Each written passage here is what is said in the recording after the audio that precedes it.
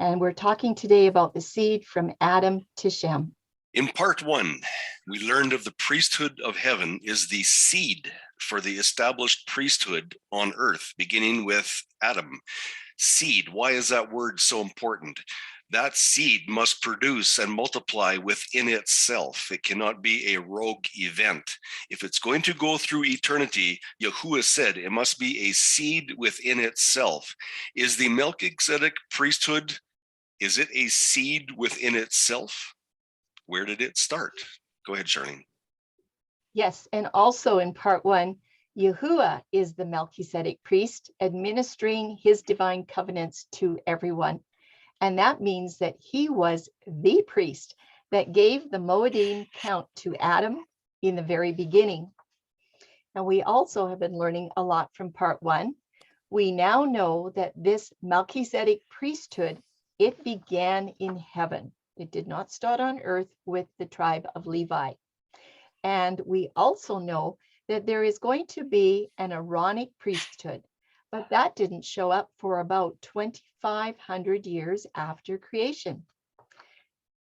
We know that Adam received the authority to be the representative Melki-tzedek priest on earth, and that was for instruction in righteousness to his descendants. He was not from the tribe of Levi, not at all. And the overall question that we have is, how did the priesthood move from Melki-tzedek to Aaronic?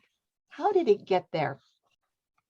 Okay, we'll start here and just talk about this connecting link between the heavenly priesthood and the Aaronic priesthood.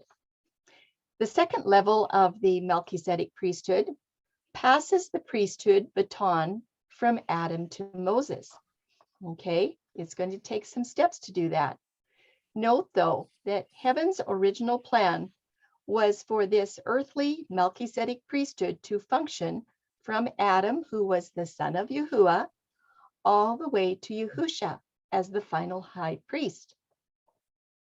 And then we talked in part 1 about this earthly priesthood, because it starts in heaven, and we already had shown that Adam was the one that received it first. We're going to talk today about the earthly representatives from Adam all the way up to Shem. And then in upcoming studies, we will do from Shem all the way up to Moses, and how the Melki-tzedek baton was passed from generation to generation. And eventually, we're going to get to the Aaronic priesthood under that green umbrella.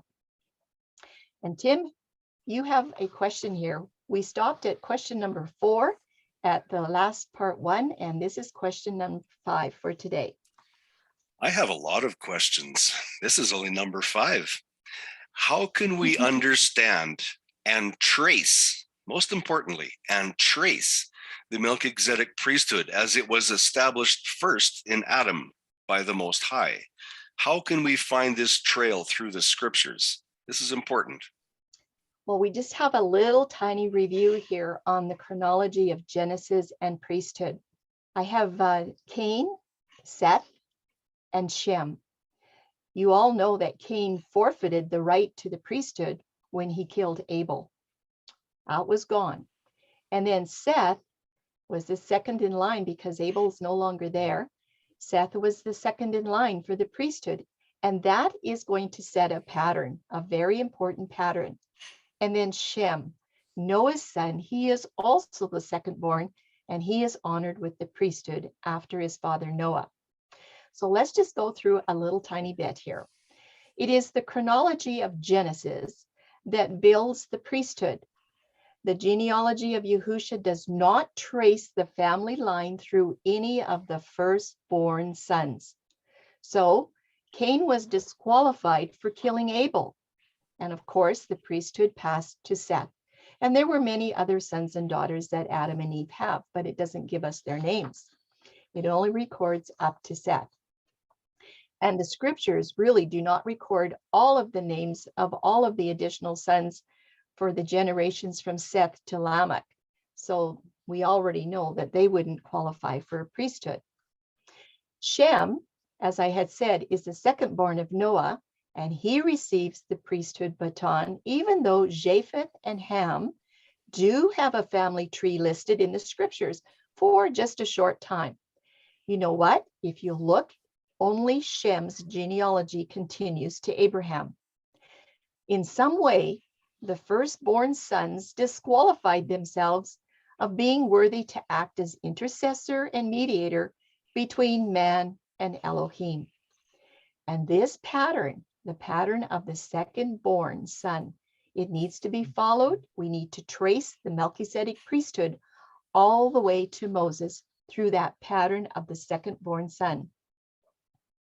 Tracing the priesthood baton after Jacob will be challenging if this established pattern is not followed.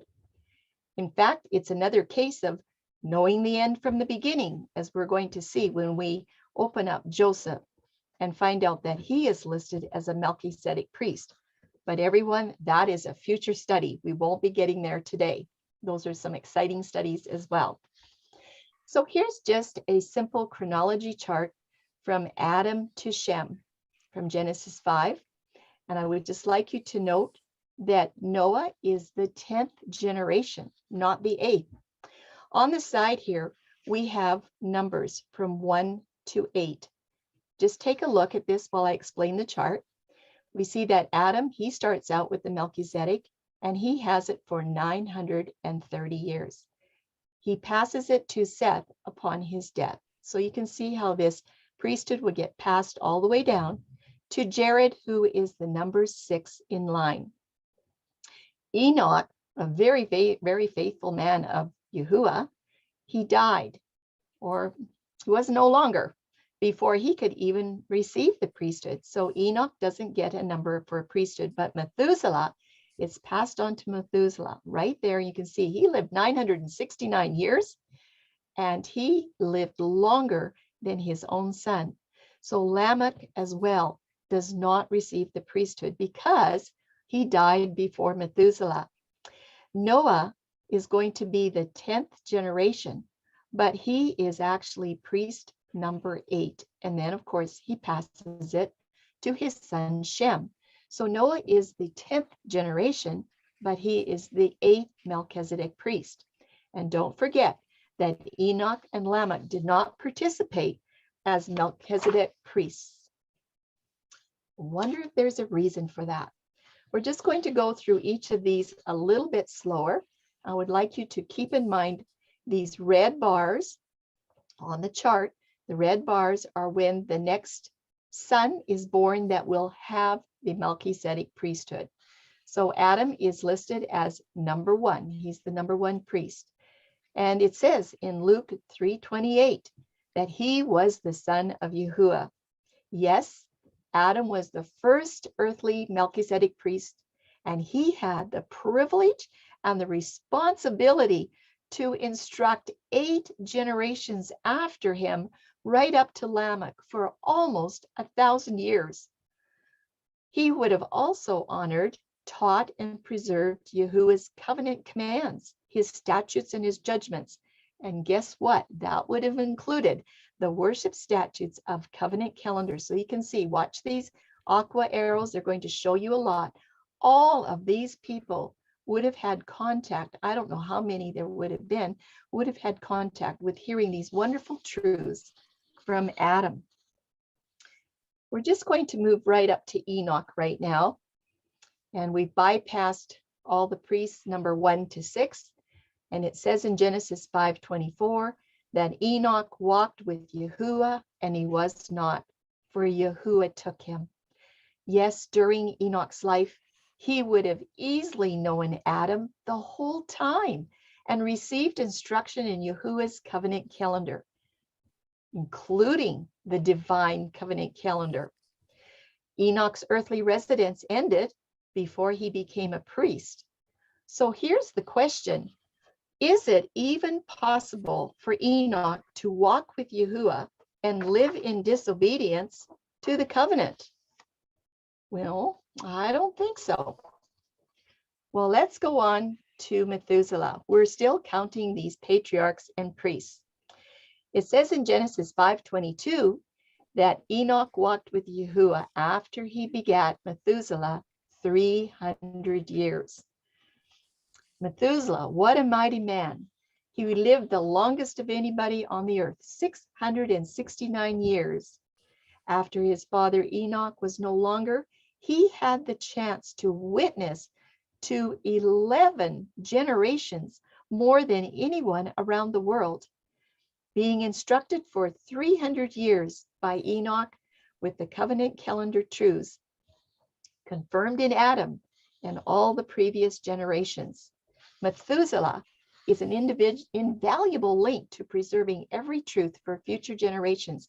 So you can see that Methuselah, he had interaction with all these generations from Adam, and then with Lamech, with Noah, and all the way up to Shem, when Shem was 100 years old. 11 generations.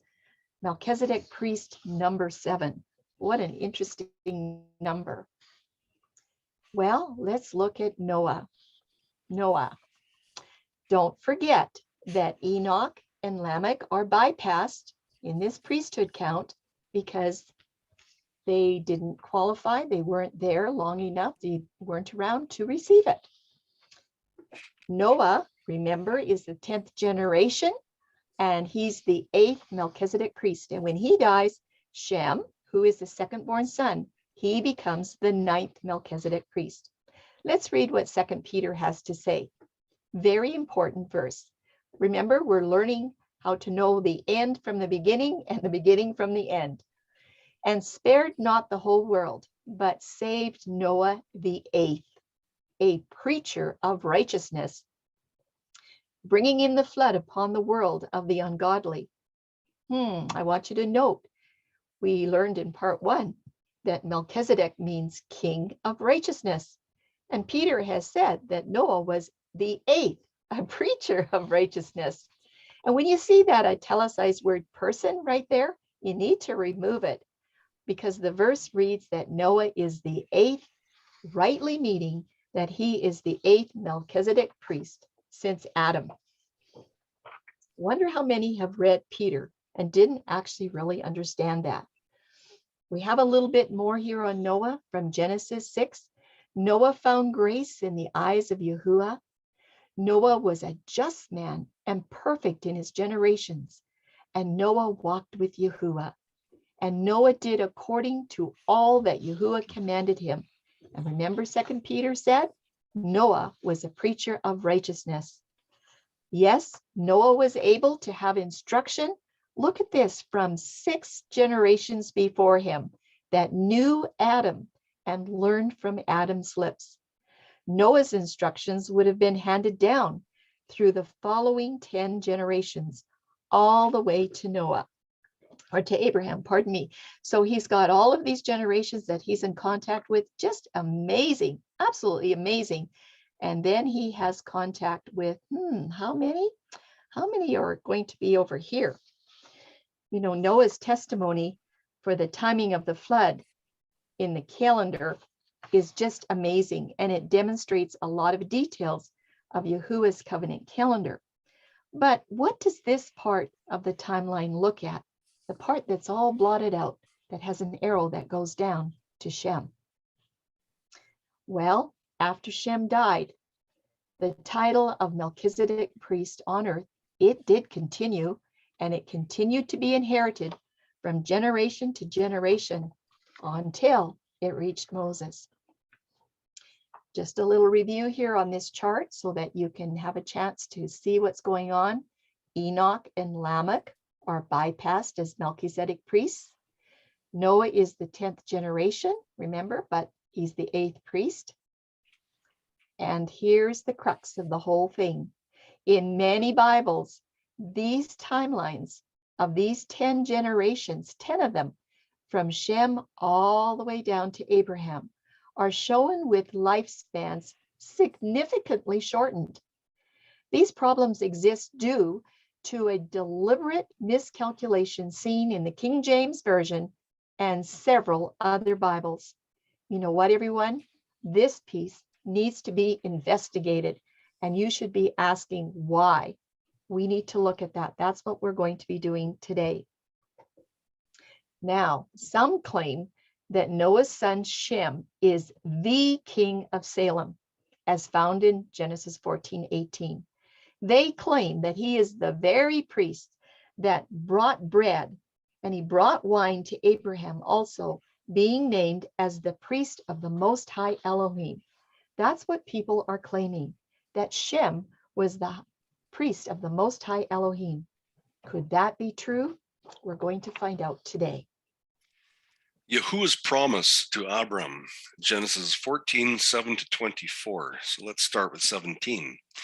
And the king of Sodom went out to meet Abram after his return from the slaughter of Chedorlaomer and of the kings that were with him at the valley of Shaveh, which is the king's dale. And Melki-tzedek, king of Salem, brought forth bread and wine, and he was the priest of the Most High Elohim. And he blessed him and said, Blessed be Abram of the Most High Elohim, possessor of heaven and earth. And blessed be the Most High Elohim, which hath delivered thine enemies into thy hand. And he gave him tithes of all. And the king of Sodom said unto Abram, Give me the persons, and take the goods to thyself. And Abram said to the king of Sodom, I have lifted up mine hand unto Yahuwah, the Most High Elohim, the possessor of heaven and earth, that I will not take from a thread even to a shoe latchet, and that I will not take anything that is thine, lest thou shouldest say, I have made Abram rich, save only that which the young men have eaten, and the portion of the men that went with me, Aner, Eshcol, and Mamre. Let them take their portion. So the question now arises, who is this king and priest that came to Abram that is also spoken of in Hebrews 7:1-10? This king and priest, is it Shem?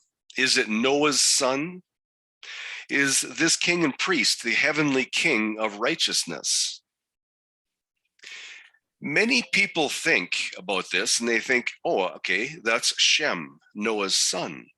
However, there is quite a difference between these two choices. This is the question we have to investigate thoroughly. Question number 6. And please consider this question very, very carefully. Have the scriptures been altered, revised, or tampered with? A very serious question. Further investigation is necessary because tampering with timelines is serious. It doesn't get much more serious than that. Mm-hmm. So in the next part of this study, we're going to dive right in, and we will examine some very detailed information related to Shem, Noah's son. The information regarding Shem has been gleaned from the YouTube. You can see it there. I cannot take credit for this. I think the man's name is Nathan. That's all I know. But it was produced in May of 2017. It's only 30 minutes long. And I'm here to break it down for you so that you can see it in slow motion. It has an interesting title. Were the pyramids built before the flood? That's the title of his little video. And the presentation demonstrates that the Greek Septuagint does not agree with many Christian scientists on the placement and the lengths of many biblical timelines. In fact, he says, is the timeline presented by creation scientists really even biblical at all? And by the way, the timelines that you've been seeing already are the timelines of Christian scientists. We're going to compare that with the Greek Septuagint, a very, very thorough comparison between the Hebrew Masoretic text and the Greek Septuagint. So just fasten your seatbelts as we go through this. There have been many timelines from Adam to Noah. They were recorded by Moses. The information was verbally passed down through the generations, one at a time, when there was not a lot of written work. It was all by word of mouth. Moses was the first one to record these timelines and write it in Torah for us today. And you know what, everyone? we have to trust that these timelines that Moses wrote down are accurate, because that's the first 2,500 years after creation.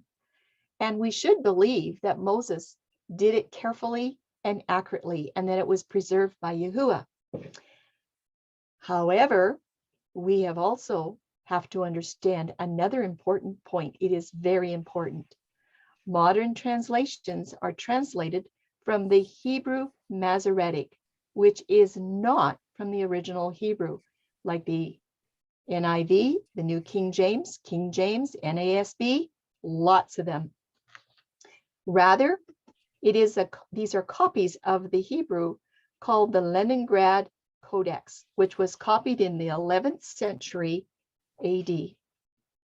We're going to look at a few things here. We're going to look at 4 other witnesses. The first one that we're going to compare is the Greek Septuagint. It was copied more than 1,000 years before the Masoretic. That was about 250 BC. Therefore, the Septuagint would have been copied from an older copy of the Hebrew, which is no longer around today. So we need to remember these dates here, okay? The charts will show you what's going on. So there we have our Greek Septuagint in 250 BC, goes back to an older copy of the Hebrew in 400 BC. Now, number 2, the Samaritan Pentateuch. It also predates the Masoretic text, being taken from the older copy of the Hebrew. So the Samaritan Pentateuch is one of those witnesses. Number 3, the same is also true of Josephus. And then number 4 is Paul the Apostle.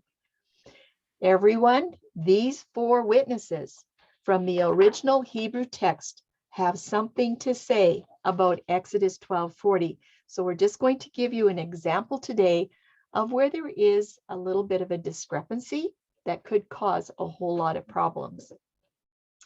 Exodus 12:40 says, "Now the length of time the Israelite people lived in Egypt and Canaan," you see that? And Canaan was 430 years. That's the way that Exodus 12:40 was written in the original Hebrew, the older copy of the Hebrew. But more than 1,000 years later, that phrase, "and Canaan," look, it was dropped out of the text. Letter by letter, it was dropped out of the text. All of these Bibles, and there's only 5 of them listed here, but there's many more, have all been translated from that Hebrew Masoretic text. Since our Bibles are translated from this corrupted copy of the Hebrew Masoretic, that's why all of our Bibles specify only Egypt, not with the Canaan in there. And that is incorrect. This is what it says from Bible Gateway. "Now the length of time the Israelite people lived in Egypt was 430 years. Where did "and Canaan" go to? So this is mathematically impossible, by the way. And the truth is that they were not in Egypt for 430 years. They were only there for 215, but that's another study for a later time. The truth is that the first 215 years of Abraham's family, they were living in the land of Canaan, but it was under the rule of Egypt, and they had a happy life there.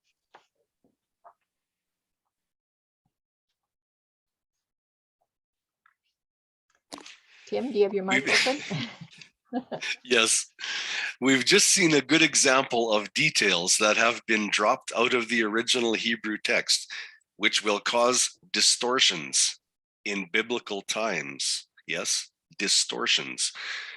These are going to be good examples and bad examples, but it doesn't end there. We have a lot more that's going to be exposed. Will they be positive or negative results? So hang on to your hats. This is another timeline coming back so that you can take a review. So number 1, in order to find if other things have been dropped out, we're going to take a good look at the pattern in the Genesis timeline. So this is a chart of the Genesis timeline from Adam to Abraham. Okay, creation scientists use this all the time. And I want you to take a good look at this first blue shoe, whatever you want to call it. Look and see. You can see where Adam lived 130 years, and then Seth was born. Seth 105, 90, 70, 65, 162, Enoch 65, pardon me, Methuselah 187, Lamech was 182 when Noah was born, and Noah lived 500 years before his sons were born. So we need to examine the details of all of these many generations after Noah and the Tower of Babel was built, and look at what was happening there. Can you see that 6 to 7 generations after Shem immediately have a very different pattern until you get to Terah and Abraham? Can you see that something has happened here with these numbers? We may have to take a very close look, but when you get to Terah and Abraham, things sort of go back to the way it was before. And just keep that in mind. We'll be seeing these charts as we go along. In Genesis 11, we find the genealogy of Shem all the way down to Abraham, giving all the ages of how old each of them were when their sons were born. You can see that it says 2 years after the flood, when Shem was 100 years old, he became the father of Arphaxad. And when he became the father of Arphaxad, Shem lived another 500 years, and he had sons and daughters. In verse 12, look what it says.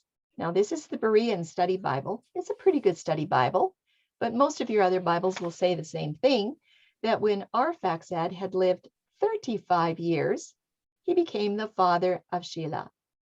And then in verse 14, when Shelah had lived 30 years, he became the father of Eber.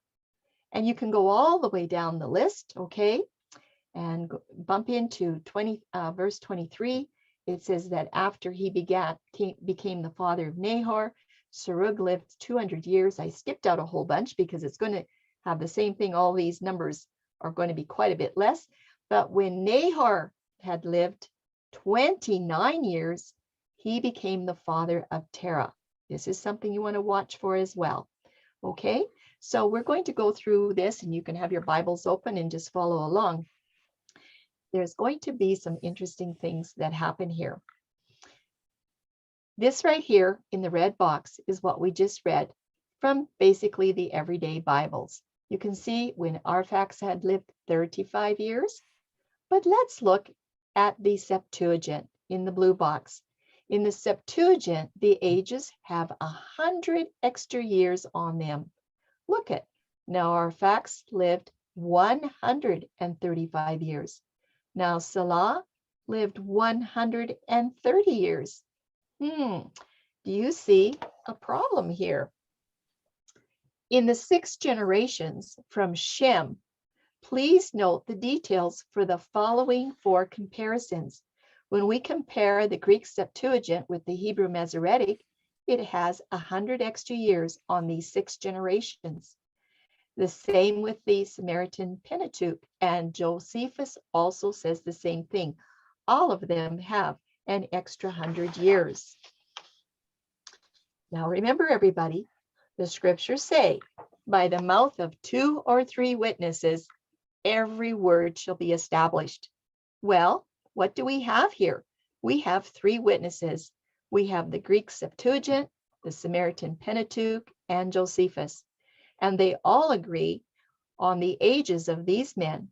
And we all know that they got their information from the older copy of the Hebrew.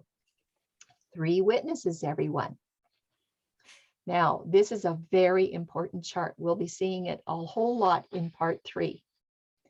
I want you to notice that Shem lives a very long time. And according to the chart, that is the timeline, if you work it out from the regular Bibles out there today, you will see that Shem is still living when Abraham is about 150 years old. That's what you're going to find if you go to the internet, and most of the Bibles that have a timeline chart in the back, this is what you'll find.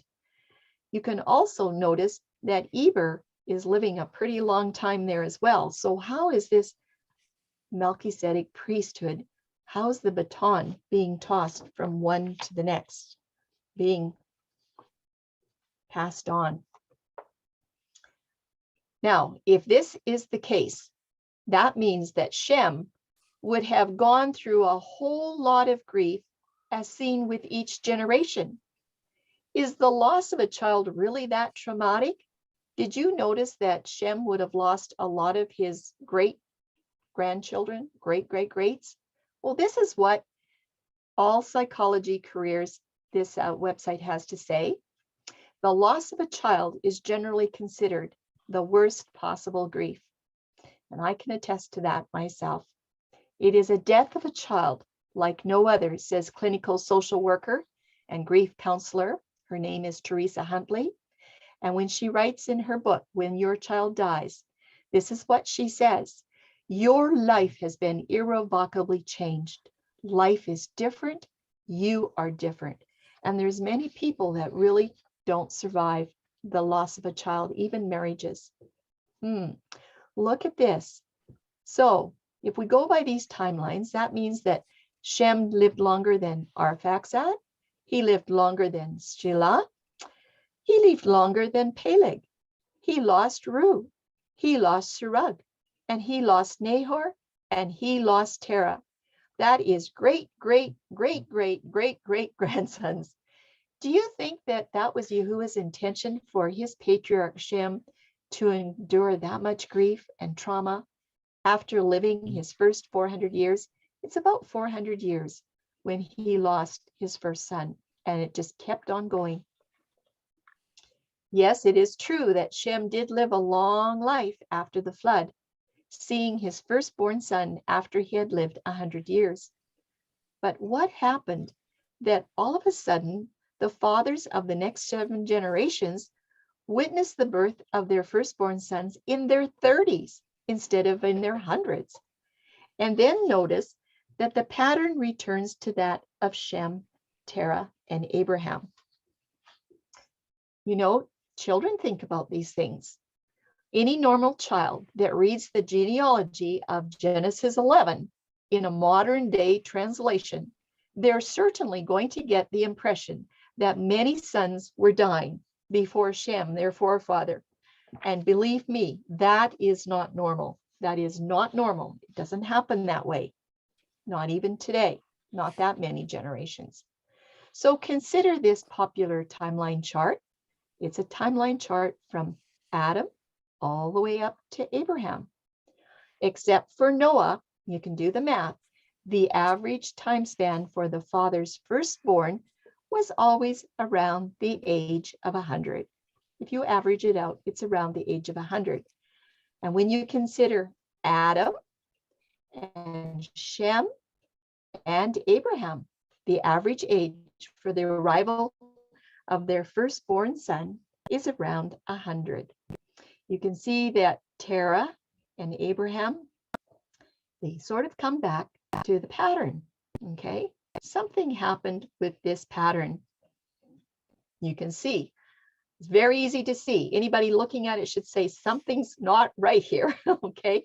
How everything has been reduced to an average of about 34 years before these fathers would see their firstborn son. We're asking the question, does that not seem strange to you?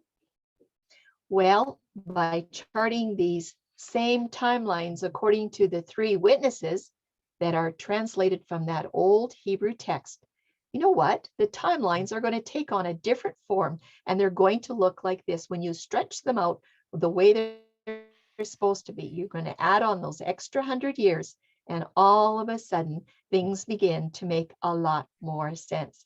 Can you see that Shem really isn't living until Abraham is about 150?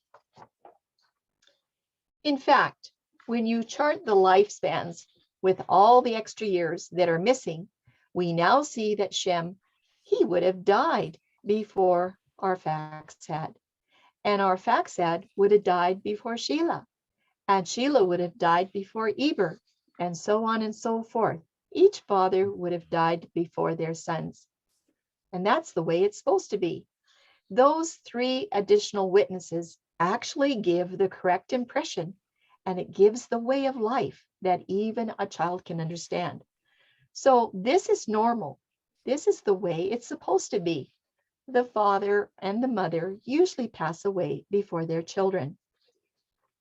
So everyone, according to the 3 witnesses, and guess what? A little common sense. These 6 generations actually should have an extra 100 years, as it would have been recorded in that older Hebrew Masoretic, not the Masoretic, the older Hebrew text. Yet, hundreds of years were dropped off. That digit number 1 was just dropped off when it got to the Masoretic text. Where did it go? How could you lose the number 1 out of 6 generations? Since all of our Bibles are translated from that Masoretic text, all of them are missing the 100 years in that first 6 generations. And like I said, that will grossly distort our understanding of the typical timelines for this study. Many timelines that can be found on the internet and in the back of Bibles will look exactly the way our modern Bibles track these generations. This is actually a chart from Kent Hovind. You know he's a creationist. And this is what he says. For some reason, this is supposed to be a wow moment that Abraham actually knows somebody that's 600 years old. This is what Kent Hovind says. Wow, Abraham is born and he actually gets to meet Seth and actually knows him for a long time. But now we know that is not correct.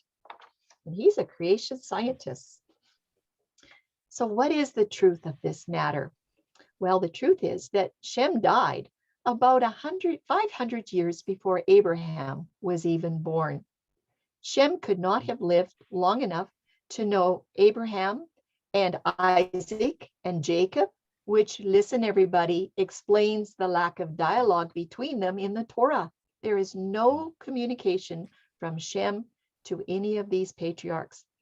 Think about that. And yes, we know that many say that Shem was the Melki-tzedek priest or the king of Salem that Abraham met in Genesis 14:18. But is that true? Take a look. Could this be the reason why those number 1 digits were all dropped from 6 generations? What is going on? How in the world did these mistakes happen? Well, one answer is most of the chronology is all based upon the calculations of James Ussher. We know he did a lot of work on timelines, but he based his calculations out of the Hebrew Masoretic. Remember, those 3 additional witnesses had an extra 100 years on the timelines of 6 generations, resulting in an error of 600 years were missing. 600 years were missing. But everyone, there is still another problem. We have up here our 6 generations, and now we have Nahor. Nahor is listed in the Hebrew Masoretic as 29 years before he had his firstborn son, but the Greek Septuagint and the Pentateuch say 79, and Josephus, he doesn't comment. What happened here? In the 7th generation of Nahor, he has a loss of an additional 50 years in the Masoretic text. And Josephus, he does not give any information about this. So we have at least 2 witnesses right there with the Septuagint and the Pentateuch, 2 witnesses. What do we need? At least 2 or 3 witnesses. Everyone, the math is really simple. Another 50 years of history is missing from our everyday scriptures. Just do the math. 79 minus 29 equals 50 years. Well, what does this mean for 7 generations now, not 6? Simply, it means that the original Hebrew text included an extra 650 years in the chronology of these 7 generations, not 600, 650 years. Well, Tim, what do the atheists say about this? Atheists try to give us a little rebuttal, and they will tell us that there wasn't enough time for the Tower of Babel event to have taken place and for the nations to have spread all over the earth. The question is, do they have a valid reason to state this? What is it? Why does an atheist believe that the Tower of Babel could not happen? And it's absolutely true. The atheists have a very good question and a very good point, and they really do deserve an answer. But let's go back to the creation scientists, because they're the ones that designed these timeline charts. Most of the creation scientists say that the Tower of Babel event occurred just before the birth of Peleg. His name means division. This is what the scriptures say. If you look it up, divided, it means for in his days, the earth was divided. That's in Genesis 10:25. Well, let's go and look at the time of Babel. At the time of Babel, they were all living in the same place and they were all speaking the same language. Well, what does that mean? It means that they were united. However, by the time of Peleg, the earth was not united. His own name says that the earth was divided. Sometimes very interesting to look at the meanings of the names of these patriarchs. Peleg was given this name just after the dispersion of Babel. And this is when the languages were confused and all the people split off into their own separate divisions so that they could communicate with one another. Well, what about Peleg's father? His name was Heber or Eber. And when this family split off, they were speaking their own language, Hebrew. Imagine that. Hebrew and his family were speaking Hebrew. The Tower of Babel event, it occurred within the lifetime of Eber. This is where you have your Tower of Babel event, just before the birth of Peleg. And Josephus has an interesting witness. He says Salah was the son of Arphaxad, and his son was Heber, from whom they originally called the Jews Hebrews. Heber begat Joktan and Phaleg. He was called Phaleg because he was born at the dispersion of the nations to their all several communities and countries. For Phaleg among the Hebrews signifies division. Well, thank you very much, Josephus. We really like that information. So now let's take a look. According to the corrupted Masoretic text, there was only about 100-year time frame from Arphaxad to Peleg. Only about 100 years right here. Okay, from after Shem, after the flood was over, to the birth of Peleg. Now, the question is, how did that huge tower get built within the next 100 years? And it is a good question, and atheists ask these questions. You have to remember that there were only 8 people that came out of that ark, and using logic, 100 years is not enough time to increase the population in that short amount of time to have sufficient number of workers needed to build the Tower of Babel. It was a huge monument. Here's a picture of the Great Pyramid of Khufu. It's one of the largest pyramids, and it's estimated that this Great Pyramid required 30,000 workers for completion. But that's not all.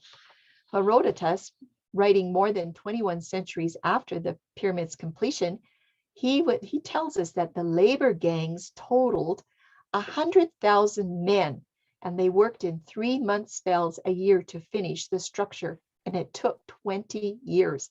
So there wasn't just 30,000, there was 100,000 that were working on this project.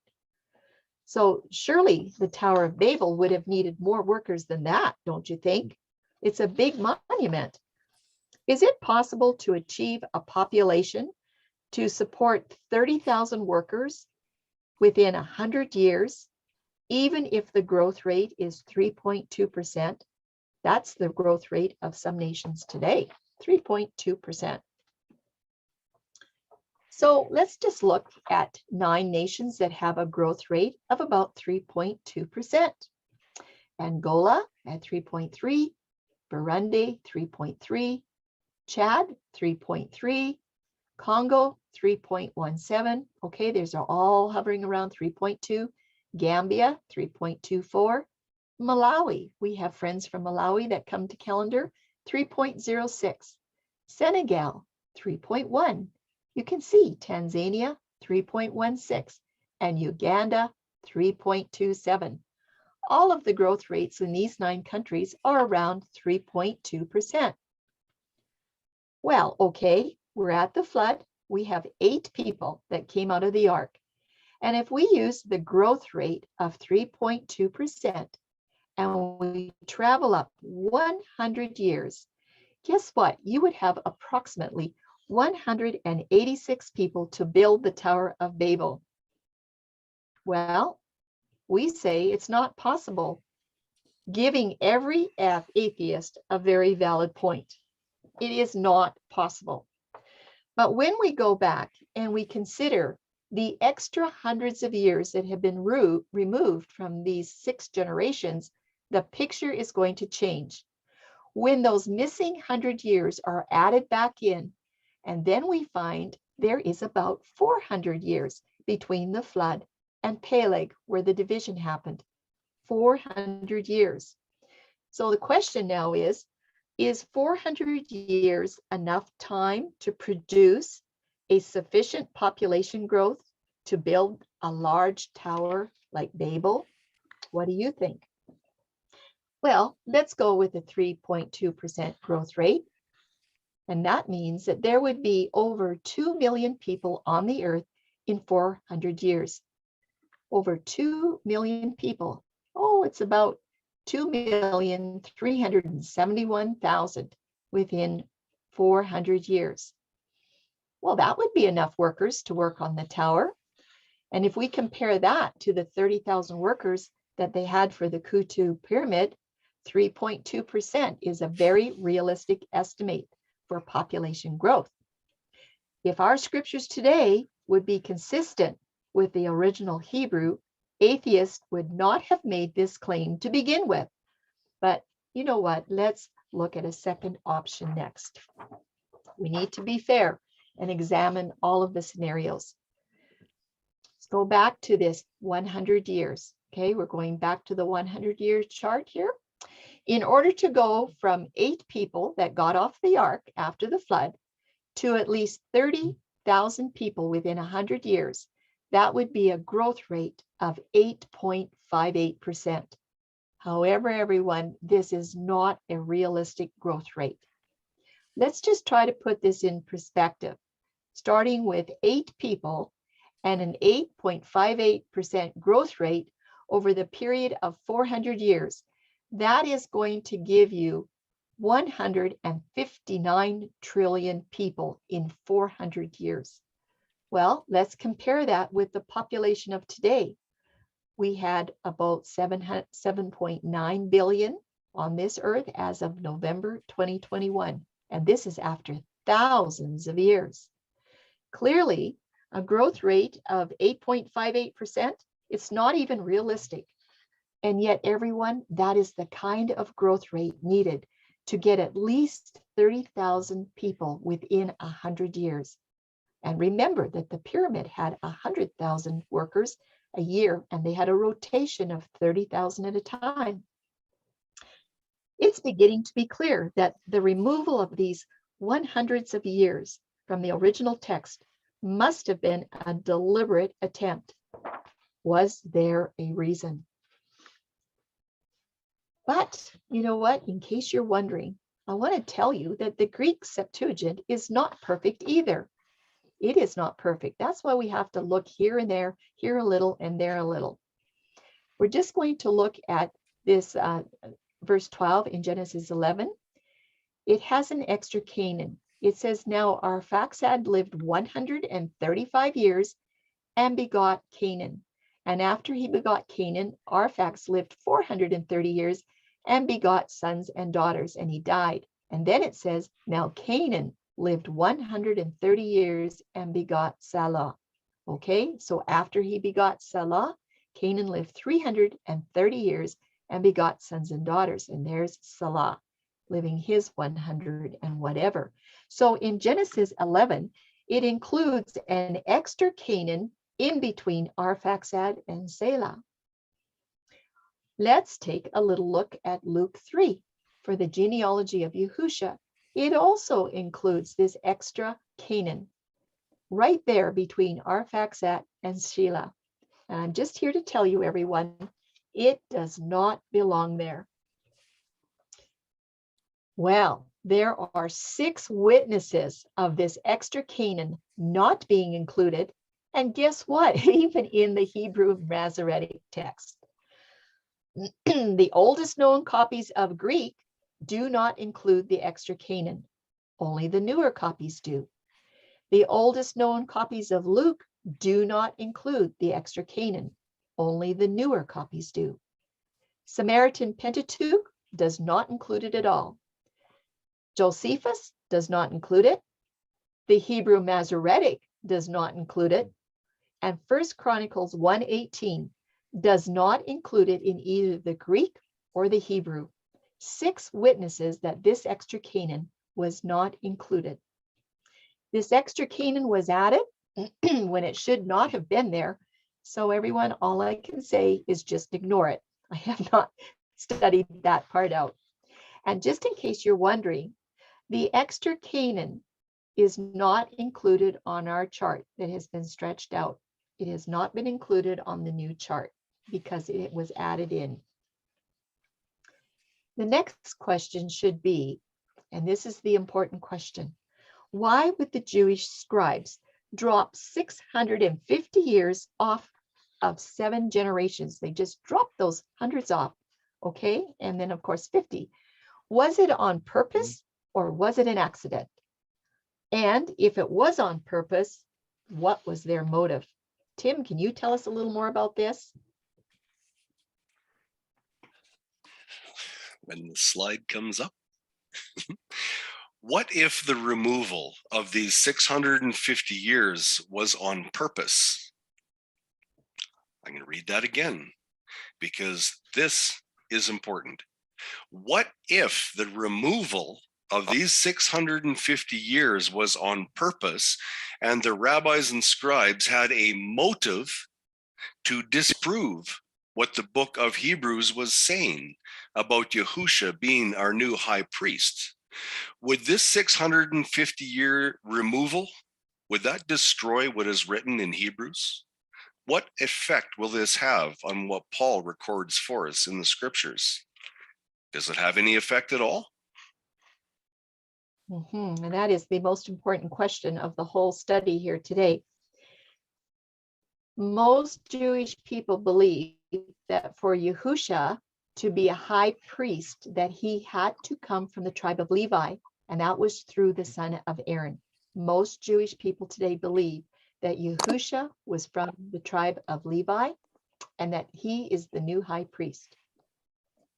But I'm here to tell you that Yahusha did not come from the tribe of Levi. He was born and he had citizenship in the tribe of Judah. And later we're going to do some work on Mary's genealogy from the tribe of Levi, but Yahusha was not from the tribe of Levi. So according to the book of the law, which we haven't really talked about yet, we'll get there. According to the book of the law, Yahusha cannot qualify to be an Aaronic priest from the tribe of Levi. But Hebrews is an interesting book. In chapter 2, 9-18, you can read the verses. It talks about Yahusha, our merciful and faithful high priest. According to Hebrews, that's what it says. It was not according to a priesthood from the tribe of Levi, but he was a high priest according to the order of Melki-tzedek. Hebrews has some very interesting things to say about this Melki-tzedek priest. Look what it says. He had no father, no mother. He had no genealogy. He had no beginning of days, and he had no end of life.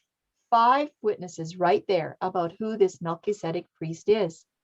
Apparently, this priest in Hebrews is a divine, immortal being, not according to a fleshly commandment, but by the power of an endless life. It was his power, okay? Special power. He is not from the tribe of Levi through the sons of Aaron. But Jewish rabbis have a different idea. They have decided that they're going to disprove what the book of Hebrews says about Melki-tzedek. And they say this: Melki-tzedek equals Shem. And that's the end of the statement. He's the same person as Shem. He's the son of Noah. That's who he is. And we're going to ask, can this be proven? Well, let's just take a little look at Shem.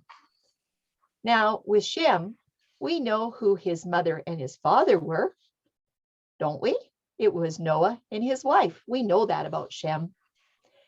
And we know Shem's genealogy because it's recorded in Genesis. Right there. We know all that about Shem.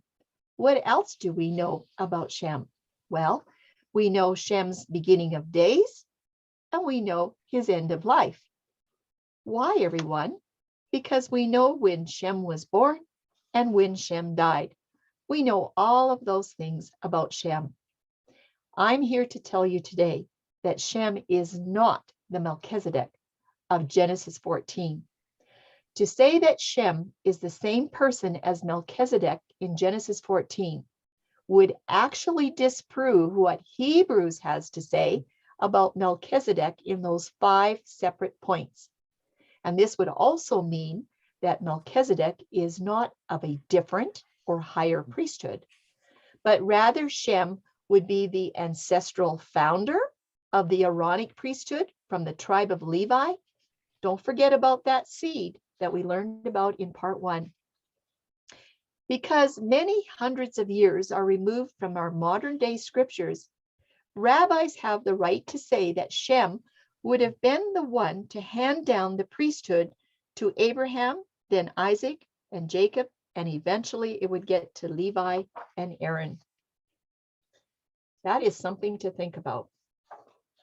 And then the rabbis go on to say that for Yahusha to be a high priest, he would have had to inherit that priesthood through the tribe of Levi, just like Levi inherited the priesthood from Shem as Melki-tzedek. What does that really mean? Well, simply, it would mean that Yahusha, our Melki-tzedek, is of the same priesthood as the Levitical, not a different one. And then you're going to have to wrestle with Hebrews 7:12, because there's going to be a big problem. Well, Tim's going to tell us a little bit more about that on the next slide. But first, this is not true. Yahusha is not from the tribe of Levi. We all have to be in agreement with that. What else do the rabbis have to say, Tim? That's a good question. Let's look at it. Since Yahusha is not a citizen of the tribe of Levi, he cannot be part of the Levitical Aaronic priesthood. This is the argument that Jewish rabbis use, even to this day. We need to be very careful here. Please note the words, the lingo that is used. Quote, unlike Christianity, our traditions tell us who Melki-tzedek was.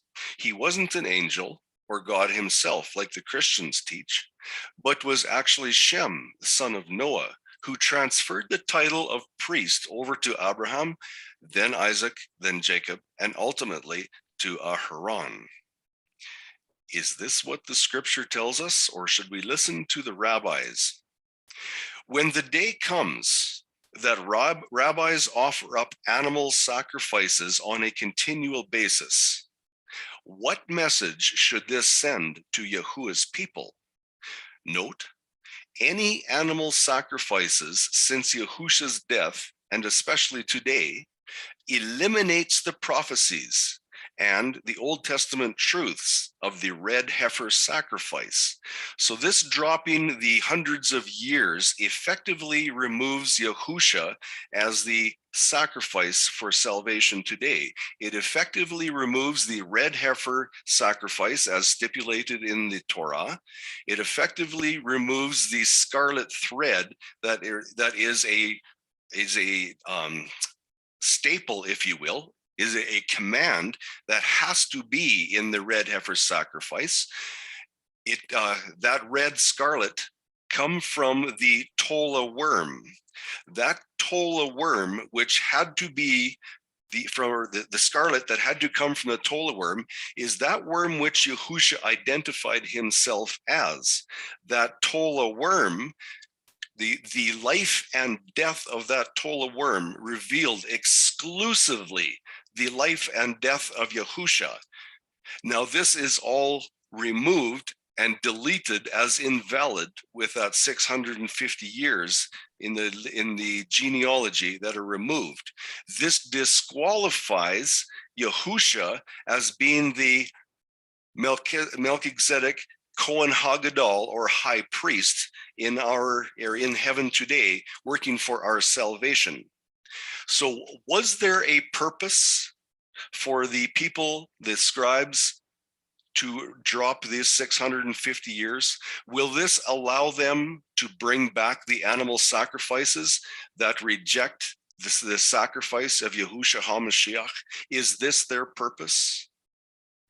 The problem with the rabbinical argument is that they use the Masoretic text.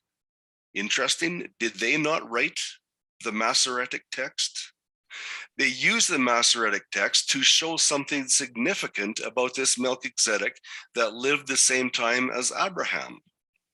The Melki-tzedek interacted with Abraham, and Abraham gave a tenth of all. I hope you are finding this interesting. But now we know that Shem died about 500 years before Abraham was born. So the question is, how did Shem bring out bread and wine to Abraham when he had been dead for the past 500 years? You can see that on the chart. He died a long time before Abraham was even born. Clearly, Noah's son Shem cannot be the same person as this Melki-tzedek, as there is a 500-year gap in time. So what do you think? Does it appear a long time ago that these unbelieving Jews decided to conspire with the scribes and have them drop off these 100 years from 6 generations in a row? Do you believe that that's what happened? And you know, when you think about it, that is almost unbelievable. But then they conspired to do away with Yahusha as well. But you know what? When they did that, that's how they could distort the genealogy in such a way so that now Shem's lifetime overlaps the lifetime of Abraham. You can see in this yellow shaded area here where Shem lives. Basically, Abraham's going to be about 150 years old before Shem dies. Well, they got you right there. That's how they can say that Shem lived the same time as Abraham. And then they began to promote the idea that Shem is the same person as Melki-tzedek. Friends, it's all an illusion. Don't believe it. In fact, if you've ever read an article that says Shem is Melki-tzedek, you're going to notice that the only evidence these unbelievers provide is, here's what they say, look at the genealogy. Shem lived the same time as Abraham. Point number 1, look at the genealogy. Well, what are the other points? Don't we need to have at least 2 or 3 witnesses? That's what we're asking. Where is the rest of the evidence? Oh, yes, they might quote the book of Jasher. They might quote the Targum, and they might even have a commentary by a rabbi to list of their other witnesses. But friends, those aren't scripture. We can't use those. We need 2 or 3 witnesses from the scripture. And the question is, on these other points, all these question marks, where's the scripture evidence that clearly marks Shem as Melki-tzedek? Or there's another question. Maybe there isn't any. But there is something else that has to be considered. Now, those years may not necessarily have been dropped out of the 11th century AD when the Leningrad Codex was copied. We're looking at another option. They could have maybe been dropped out of an earlier copy of the Masoretic. Tim, why don't you help us with the next piece of information? In fact, they may have been dropped out of an even earlier copy of the Hebrew, dating all the way back to Paul the Apostle. What would be the advantage of this? And if this is the case, that might be why Paul warned to not give heed to genealogies and what? Jewish fables. Let's read about it from 1 Timothy 1, verse 4. Nor give heed to fables and endless genealogies, which cause disputes rather than godly edification, which is in faith. So before we read the next text, I'm going to ask you right now, when Yahuwah has preserved these genealogies for us, for our knowledge in the scriptures, why is it that Paul, who was taught from on high, why does he tell us not to pay attention to these genealogies? Isn't that counterintuitive to the scriptures? Let's read Titus 3:9 again. But avoid foolish disputes, genealogies, contentions, and strivings about the law, for they are unprofitable and useless. Not giving heed to Jewish fables and commandments of men who turned from the truth, Titus 1:14. What is Paul talking about here? Did Paul realize that there was 650 years dropped from the genealogies? Did he understand that there was Jewish fables that were coming down the line from this alteration to scriptures? Is that why Paul said to disregard and not look at these genealogies, because he knew they were contaminated? Why would the Jews wish to argue with Christians in the scriptures about genealogies? Do we have any ideas? Maybe it's because they, the Jews, purposely distorted these timelines in their attempt to disprove truth. Maybe they wanted to disqualify Yahusha HaMashiach as our Kohen HaGadol. Could that be? Did they do it once before? Would they do it again? And maybe the distorted genealogy in Genesis is the one and only single piece of evidence that even remotely supports their ridiculous anti-scripture fable that Melki-tzedek is the same person as Shem. Therefore, they say, Yahusha can't be the new high priest. Yet, Paul was speaking very clearly that Yahusha is our Kohen HaGadol of the Melki-tzedek order today, even as we speak. Is this what Paul was talking about when he viewed this contamination? Is that why he recommended that we don't count on these genealogies? So we should pay attention to what Paul has to say. But for you, do you see now that we have the evidence of why those years were dropped out, but we also have a motive as to why they would want these years dropped out. We have the evidence and the motive. And that's why the suggestion is made, this is not some accidental copyist error. In fact, it sounds like something directly from Satan. It does to me. Everyone, this deception is not an error, like when the Greek Septuagint included that extra Canaan. That was just an accidental copyist error. But dropping out 650 years, that was not an accidental copyist error. That was deliberate. Absolutely, it was deliberate. And these unbelievers have done a lot of deliberate things. We just need to keep up with them to find out what they're up to. There are many that suspect the Jewish scribes dropped out those years on purpose, and it was with the intent to deceive. Just drop them out and we can deceive the people. As a matter of fact, in 1947, there were some ancient Hebrew scrolls discovered on the outskirts of the Dead Sea, known as the Dead Sea Scrolls. And hundreds of pieces of scrolls were carefully pieced together. We all know a little bit about that story. And we know that the Dead Sea Scrolls date all the way back to the 2nd and 3rd centuries BC. That's about 1,000 years before the Masoretic text was copied. Now, unfortunately, Genesis 11 was not found in the Dead Sea Scrolls. And I'm just wondering, is that an interesting coincidence to you? Why wasn't Genesis 11 in those Dead Sea Scrolls? But I would just like you to make a note here. Whenever the Greek Septuagint and the Hebrew Masoretic text disagree, the Dead Sea Scrolls usually side with the Greek Septuagint more often than with the Masoretic. But I want you to note that while the Dead Sea Scrolls will contain some truth, we all know that, they are not very accurate either. You need to be careful, and you need to look at comparisons everywhere. Okay, so the truth is scattered between. You have to find it and put it all together like a puzzle piece. And Paul, he quotes the Old Testament more than 100 times.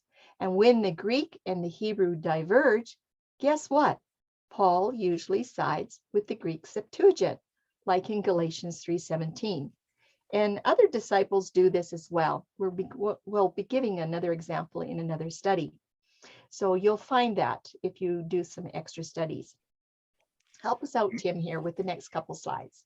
Many examples and evidence have now been given to correct the teachings of Shem, being the Melki-tzedek priest that met with Abraham.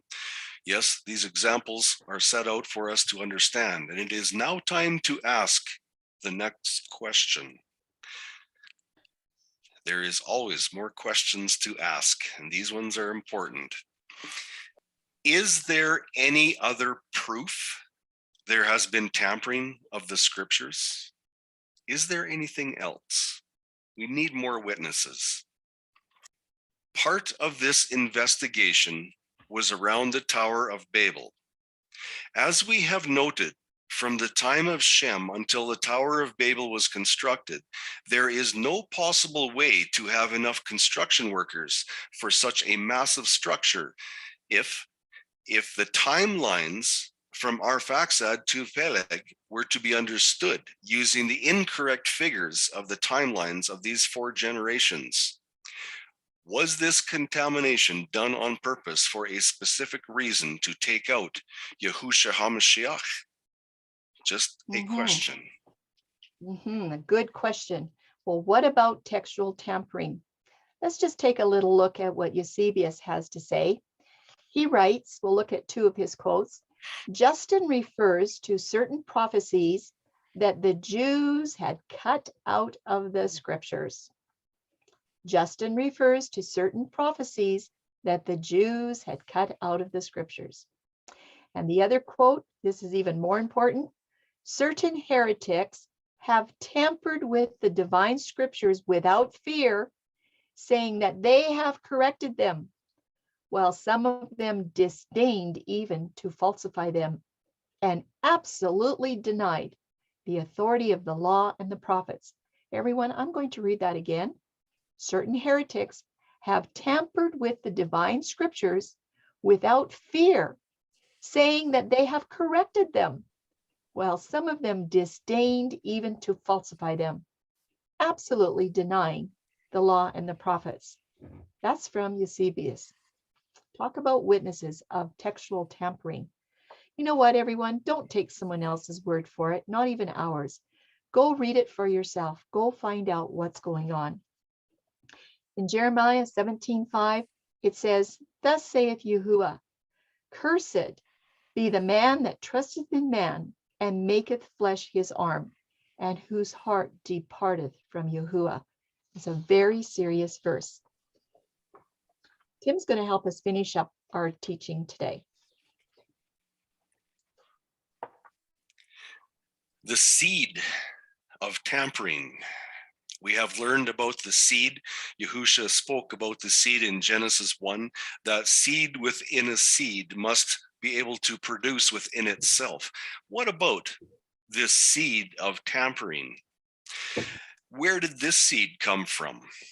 The issue that has been exposed in this study through the investigation of the tampering of the timeline in Genesis is the seed of Cain. It is a seed of confusion planted into the scriptures in a very cunning way by none other than the scribes themselves. A purposeful planting of the seed of confusion to remove Yahushua HaMashiach and his sacrifice, and also his ability to take up the Melki-tzedek Kohen Hagadol position. That is the result of this seed of confusion.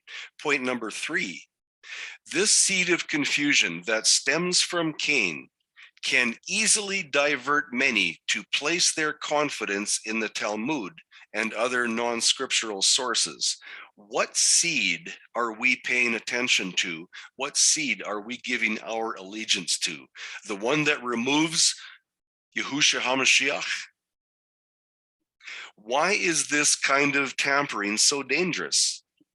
The immensity of this deception at this point is nothing short of preposterous. Why? Because it eliminates so much of the scriptures that is unreal. This manipulation potentially eliminates eternal life for millions of people who simply accept man's ideas and writings without thoroughly checking for scriptural alignment. Are we going to go with the Ashkenaz idea of a third temple coming back in and accepting the sacrifices because Yahusha could not have been the Melki-tzedek priest, that he had to take up the Aharonic priesthood? Are we going to accept this? Or are we going to pay attention to the seed that was the Melki-tzedek right at the very beginning, even before Adam?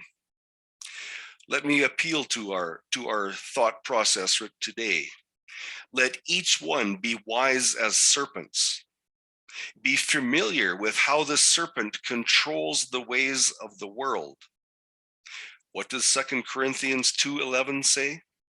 For we should not be ignorant of his devices. Yes, we must know what the enemy has planted before us. What seed is it? Is it from Yahusha or is it from Yahuwah? And that's the end of part 2 for today. But what is next in part 3? Because we're going to be looking at question number 8. And this is what it is. How do we trace the Melki-tzedek priesthood from Shem to Abraham? That's going to be a really interesting piece there.